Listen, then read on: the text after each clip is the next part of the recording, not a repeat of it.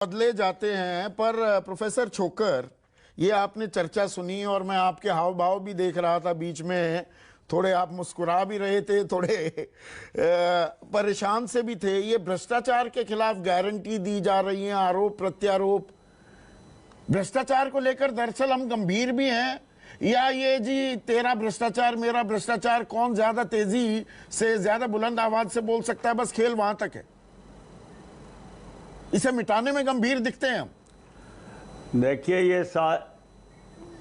ये सारी चर्चा सुनने के टाइम मैं यही सोच रहा था कि क्या कहूँ। पिछली दफ़ा तो मैंने आपको कहा था कि कुछ मेरे पास कहने को है नहीं, लेकिन आज मुझे एक बात सूझी है, एक शेर मुझे याद आया कि इस सादगी पे कौन न मर जाए ए खुदा, लड़ते हैं मगर हाथ में तलवार भी नहीं। ये जितने राजनीतिक दल हैं, इनमें से कोई भ्रष्टाचार नहीं करता, कोई बेईमानी नहीं करता, लेकिन कोई भी राजनीतिक दल अपने बारे में बात नहीं करता, दूसरों के बारे में बात करता है। ये एक बड़ी अजीब बात है कि किसी भी यहाँ 4-5 दलों के प्रतिनिधि हैं, हर प्रतिनिधि दूसरे दलों की चिट्ठी हमें बताता है, अपने बारे में नहीं बताता। ये बड़े अफसोस की बात है। और ये तो अब मैं क्या कहूँ कि अभी पिछले 3-4 दिन से जो महाराष्ट्र में देखने को मिल रहा है वो मिल रहा है, पिछले 2 महीने से जो मणिपुर में देखने को मिल रहा है वो भी देखने को मिल रहा है, जो देखना चाहते हैं।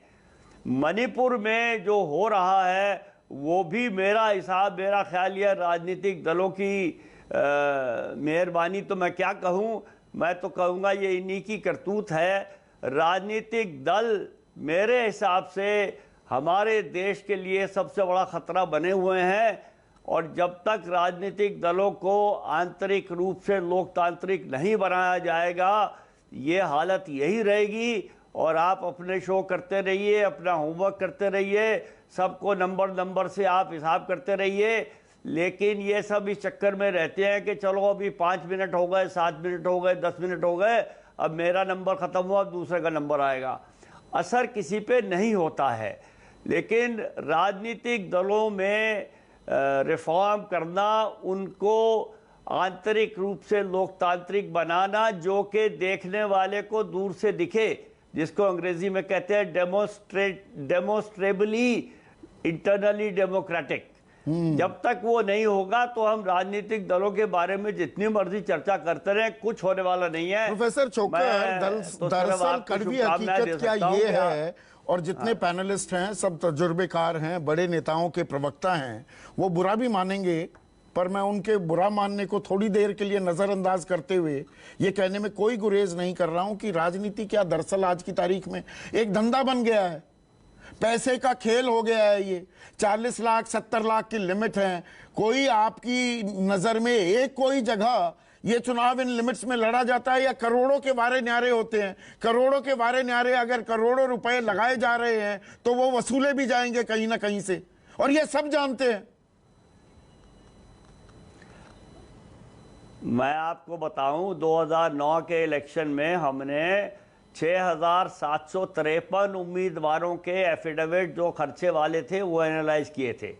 6,753 उम्मीदवारों के, उनमें से सिर्फ 4 उम्मीदवारों ने कहा था कि उन्होंने जो लिमिट थी उसका 95% के करीब खर्च किया था।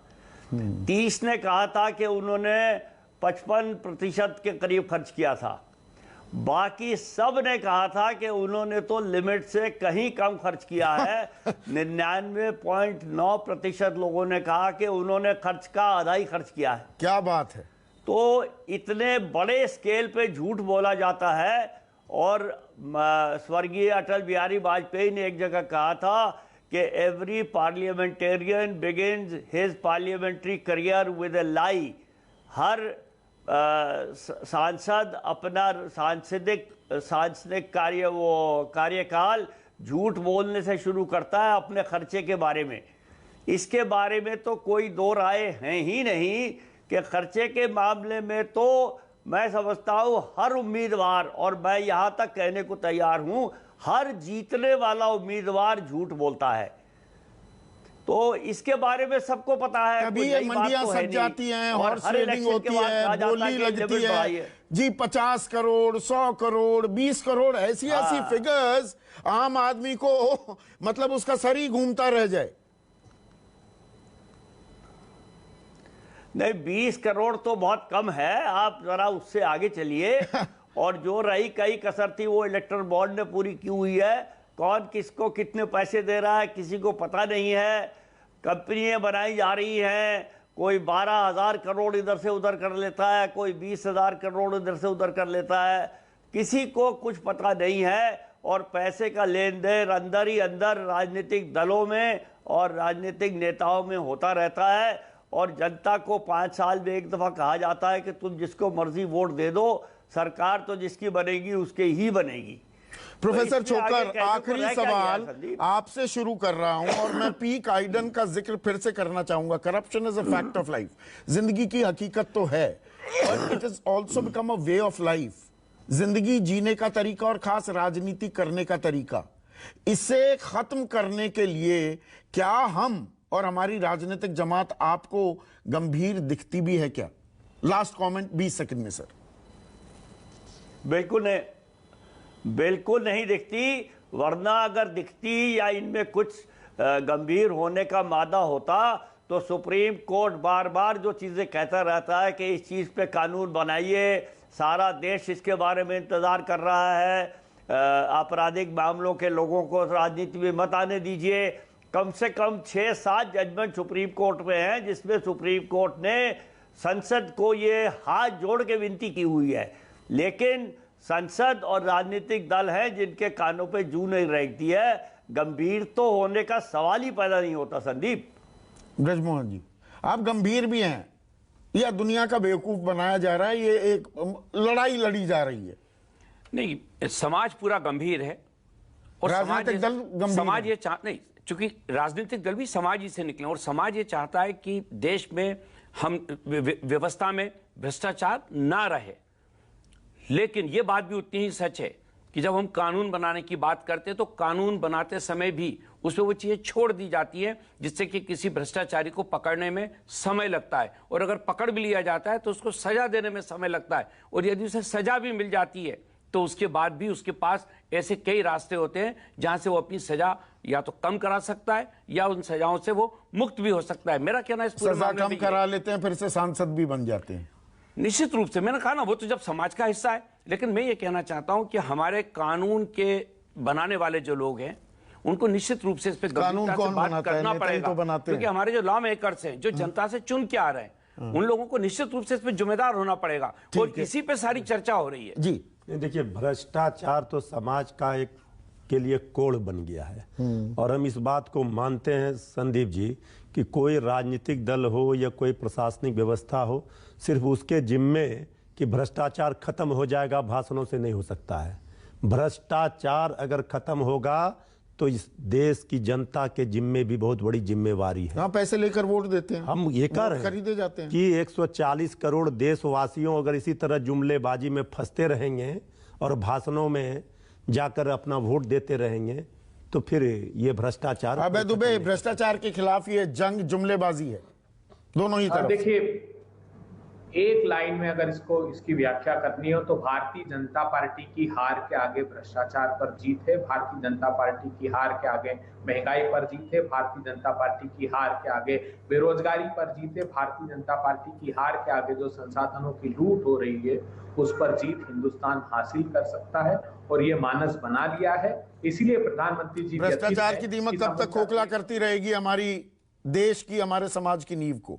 वो हो पाएगा, उसका निवारण निकलेगा? मेरा सवाल बिल्कुल लिमिटेड था। अब एक सेंटेंस में कमेंट चाहता हूं। मैं सुन नहीं पाया आपका सवाल। मैं कह रहा हूं ये दीमक कब तक हमें खोखला करेगी, उसको लेकर गंभीरता आएगी क्या, या कोरी जुमलेबाजी है ये? 2024 के बाद देश का नेतृत्व राहुल गांधी जी करेंगे और शुचिता की राजनीति के प्रतीक अभी वो चुनाव लड़ पाएंगे या नहीं वो भी अभी दूर की कौड़ी है। गुरु, हम गंभीर भी हैं या जुमलेबाजी हो रही है भ्रष्टाचार को लेकर? संदीप जी, मैं अभी आपकी और चोकर साहब की बातों को सुन रहा था और बहुत दुख भी हुआ मुझे। ये पश्चिम बंगाल की एक दलित श्रमिक है, डेली वेज अर्नर है, इनका नाम चंदना बावरी है। इन्होंने जब चुनाव में हलफनामा दायर किया तो इनकी कुल जमा संपत्ति 30,000 रुपए की थी। ये आज की तारीख में बीजेपी की एमएलए है। ऐसे हजारों उदाहरण। जब मैं हजारों उदाहरण की बात करता हूं, मैं सिर्फ बीजेपी की बात नहीं करता हूं। मैं संदीप जी अगर आपने तय कर लिया है मुझे नहीं बोलने देना तो आप बोल दीजिए। हाँ। आज बीजेपी हो, मैं संपूर्ण पॉलिटिकल क्लास के बिहाफ पे ये बात कर रहा हूं कि ऐसे उदाहरण हर एक पॉलिटिकल पार्टी में मिलेंगे, लेकिन आप लोग तो पॉलिटिकल क्लास को ऐसा पेंट कर देते हैं कि सारे के सारे पॉलिटिशियन ही करप्ट हैं। ऐसे सैकड़ों हजारों पॉलिटिशियन आज भी हैं जिन्हें लोगों को आस्था है। संपूर्ण पॉलिटिकल क्लास को ऐसे पेंट मत करिए। जहां तक भ्रष्टाचार को दीमक बताने की बात है, मैं जाना नहीं चाहता था, लेकिन इस देश के लोगों ने देखा है कि दिल्ली से 1 रुपए चलता था और 15 पैसा पहुंचता था। 85 पैसे कौन गायब कर लेता था? भ्रष्टाचार को पेट्रोनाइज कौन करता था? आज दिल्ली से 1 रुपए चलता है तो गांव में डीबीटी के माध्यम से जनधन खातों में 1 रुपए पहुंचता है। ये देश की जनता, भ्रष्टाचार कोई समस्या नहीं है। जनता के विवेक आप ये कह रहे भरोसा हैं रखिए, भ्रष्टाचार कोई समस्या नहीं है, आप ये कह रहे हैं? भ्रष्टाचार पे जीरो टॉलरेंस संदीप जी। अगर भ्रष्टाचार समस्या नहीं होती तो एनफोर्समेंट डायरेक्टरेट ने 1 लाख करोड़ की संपत्ति जब्त नहीं की। कब आएगी?